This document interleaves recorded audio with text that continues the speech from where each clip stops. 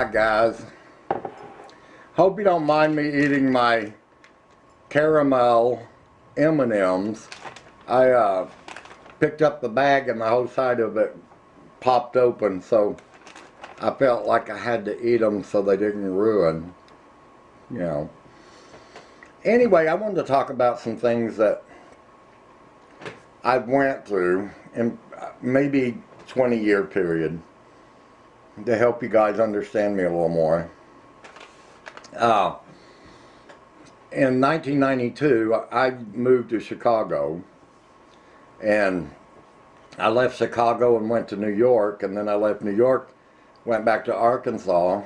In 95, I left and moved to Missouri, and in 95 I opened a flea market. Have mercy. After about a year of that, I had enough of it and I closed the flea market down. I went to work for a convenience store, liquor store type thing in Cassville, Missouri for a guy. And he owned Hilltop convenience store in Cassville. And then about 25 miles away, he owned another convenience store in a place called Shell Knob. Beautiful little town. It's almost like a Christmas card type town. It's all the homes and everything is built on hillsides, and the town's built right in the middle, down the middle of the valley. Then you cross this big bridge, big lake. It's just beautiful. And he owned 2 convenience stores over there, and his main office was over there. But anyway, I went to work for him, and I eventually became the manager of the store there. And he came to me one day and asked me if I'd take on more responsibility, and silly me, I agreed to it. Well, what happened was I ended up managing that store in Cassville, and I would go in and do the paperwork, make sure the schedule's done, the people were there. Then I'd leave there and drive over to Shell Knob and go into the next one, do the same thing, paperwork, schedule. And then I'd go down the road and do the next one. Then when I was done, then I'd take all the paperwork back to his main office, you know, the cash deposits, all the receipts, everything, turn them in. And then I'd go back to Cassville to that store and work there until time to go home. And it just every day, every day. And then after a couple of years, it just got to where it was too much on me, so I quit there. And, sorry, I see dust or anything, a little dill on the counter, I just get all my OCD kicks in. But anyway, then I went to work for a guy in our local town where I was living, and it was a gas station, convenience store, liquor store all together. And the store was built like an old-time Western saloon type thing. And after working there for about a year, they made me manager of that store. Well, in 2000, I was working at that store, managing it and everything. Well, I took on a paper route job. So I was getting up at 3 a.m., going and picking up the papers, rolling them, get them delivered, going home, taking a shower, and then be at the store by 6 a.m. And after a little while of that in 2000, I decided I needed more. So I bought the restaurant next door and opened the restaurant. Well, at the same time, about a block the other way, and down over the hill, I bought some property, and then I decided I bought a 3-bedroom mobile home, and it took them about a month to get it moved in and get it all set up and tied down and all that. I wasn't happy with that, so I went in and I took months and months and months to totally remodel this mobile home to where I wanted it. So here's the deal. At that time, I was getting up at 3 a.m., picking up the papers, getting them rolled, getting them delivered, being at the convenience store at 6 a.m., and I'd work from 6 to 2, Then I'd leave there and go over to the restaurant and work from, 3, because I'd run home, take a shower, and go over there and work. Then I'd work in my restaurant from 3 till closing time, which we closed at 9 o'clock. And then I'd go home and sleep about 5 hours. Well, it was starting to get to me, because any days that I had off at the convenience store, I would take the day off at the restaurant too, so I'd have a full day. Of course, you couldn't take a day off the newspaper. But once my paper was delivered, I would go down and start work on the remodeling the mobile home to where I wanted it. Built deck and all that. Well, in 2000, my niece came over to spend the weekend with me, and one night, she was sitting in the living room watching TV, and the front doors was the French doors, big glass French doors that you open and walked out on the deck. And I had just opened one of them and walked outside, and I was on the phone. And I remember looking up, and I thought, the sky looked so weird, because it was just like a black line right down the middle. And one side of the sky was just blue as a crisp summer day. And then on this side, it was just like it was midnight. I mean, it was just dark. So I turned around and I walked back in the house still on the phone. And I looked down, and my niece was watching TV, and I heard a noise, and I looked up. And about the time I looked up, the roof started going like this, the ceilings, everything. And all of a sudden, I looked, and the ceiling just went up completely off the house. And I mean, everything in the house was just twirling and moving. And I grabbed my niece and I throwed her on the floor, and I turned our sofa, and I laid down beside her, and I turned our sofa on the top of us, because on this front wall, I had a big old entertainment center, and there was a big 32-inch screen TV in there. And back then, you guys know, had the bubble back big TVs. And when I turned around, the entertainment center TV was up here above my head in the air. And that's whenever I just laid down beside her, and we threw the sofa over us. And I could just hear stuff crashing and going on. Well, we couldn't get out because there was fire flying everywhere and sparks. And I remember watching the walls go in and out like this. Well, we couldn't get out because when the walls came in, you couldn't open the doors. So we were stuck in this. Well, when the wall went up, I grabbed her, we got out, and we got out on the deck. When all this time, we make it out on the front deck, and the roof comes crashing down right in front of us. The roof had been up in the air all that time. And I saw my dad, my mom and dad lived up on the hill above me, and my dad come running down the road, and he ran over to the electric pole and shut off the electric so we could get out of there.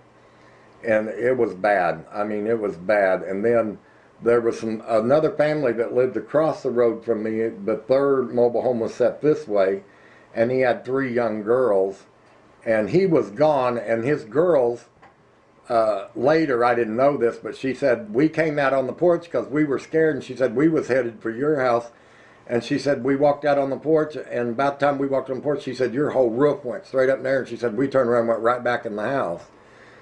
Well, their dad come bailing down the road in a truck. The wind was so strong, that truck wasn't hardly even moving. But me and my niece did make it outside. And their dad was going around picking up everybody, trying to get them out of there. Well, he did get them out of there, and we had went to a storm shelter that night and stayed till the next morning.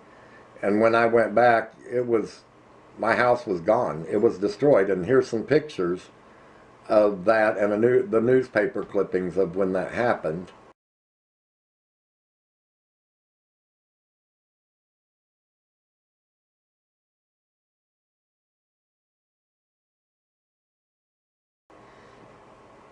Yeah, but anyway, that's when I decided I had enough, because I had so much on my plate at that time with the remodeling of the house and the paper route, and by this time the doctors had already warned me I needed to slow down. I was doing too much, because I was still doing the paper route and all of that.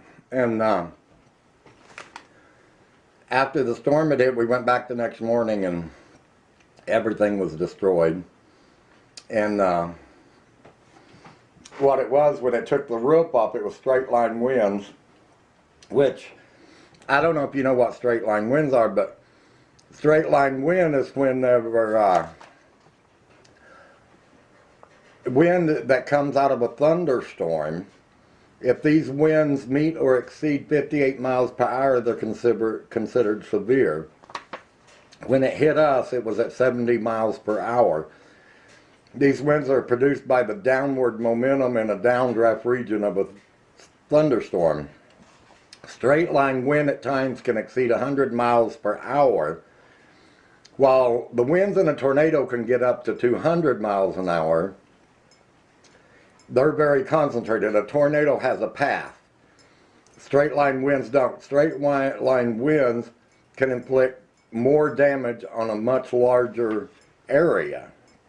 Well, if you look in the picture behind, there was this big, really antique old barn, just a beautiful old barn. It completely took the whole bottom of the barn out and just laid the roof flat on the ground. It had just sucked everything out of the house. My clothes, towels, sheets, everything were just scattered for miles in the tops of trees, and it was pretty horrible. The only thing it didn't disturb was, of course, the refrigerator and the stove and the dishwasher, stuff like that was all still there, but they'd been moved out and everything. The refrigerator's in the middle of the floor, and the only thing that didn't bother at all is I had a 10-gallon fish tank on the counter. The fish, the water, everything was still intact. The only thing that hadn't moved, it was just still sitting there. Everything else I lost. The whole community came together and they all come in and helped me clean up and tried to save as much stuff as we could, which wasn't much.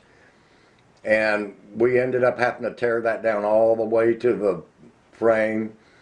And outside, the little box back then that they had that went up against your trailer that your phone line came in from, we had hooked a telephone straight to that box and had a phone outside, and that's how I had my phone. I sold the property and moved out of there.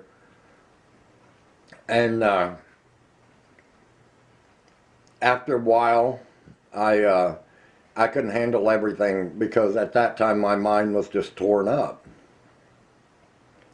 And plus being warned by the doctors that I was starting to wear myself down, and it was getting bad. So I ended up selling the restaurant, and then a couple of years after that, the convenience store that I was working at, he sold it to a different company, and they gave me the choice if I wanted to stay there or not and work for them, and I didn't want to. So I left there, and that's when I went to work at 25 miles away into Arkansas. I went to work for the Hilton Gardens, and in 2002, I was living in a rental because my house was gone, destroyed. I got to live in it a week after we completely remodeled it, got it to work, got it to where I wanted it. I got to live in it 1 week, and then the storm. My car was parked in the front driveway whenever that storm hit, and the roof was in the air for so long. When it came down and hit, a 2x4 perfectly went right through the front of my car, through the radiator, and stopped at the motor. I mean, it was just a perfect little square where that 2x4 just drove itself right through my radiator and everything. I eventually ended up selling the restaurant, quit that store, went to work for Hilton Gardens, worked there for a few years, and then that's when the doctor told me, he said, you're going to have to slow down or give it up.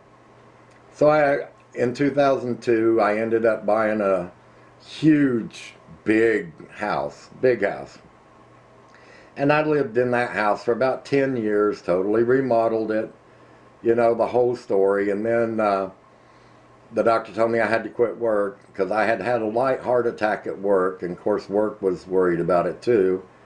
So they put me on disability, and he told me, he said, this is your time to slow down and get your life back together. So the house was so big I couldn't take care of it by myself. So I ended up selling the house and I moved to Cassville, Missouri into a small apartment. They would not, I had no yard to mow. They would not allow me to have outside plants. I couldn't touch anything in the yard. They took care of everything. I could have no outside. So all I had to do was sit inside all day and I couldn't handle it. So I left there, moved from there down to where I'm at now.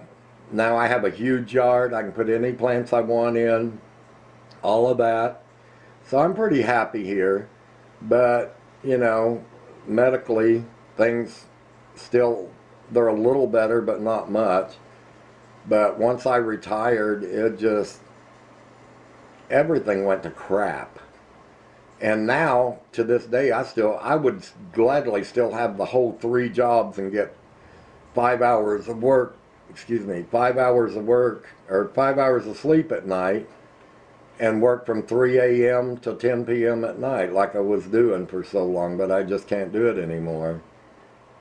But I loved that property, but I knew I could never live there again. And I mean, here it is 20 years later, and they're still finding a few things that belong to me down there.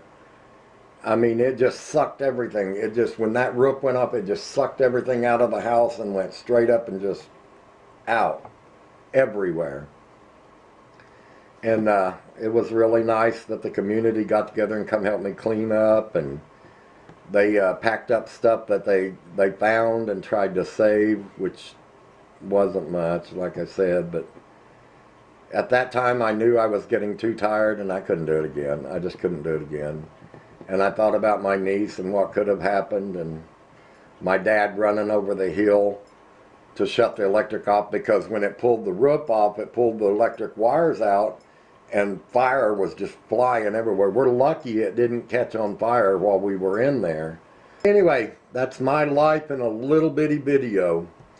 I hope you guys enjoyed it, and I hope you guys stop to look at the pictures that I put on there of my home. Thanks, guys.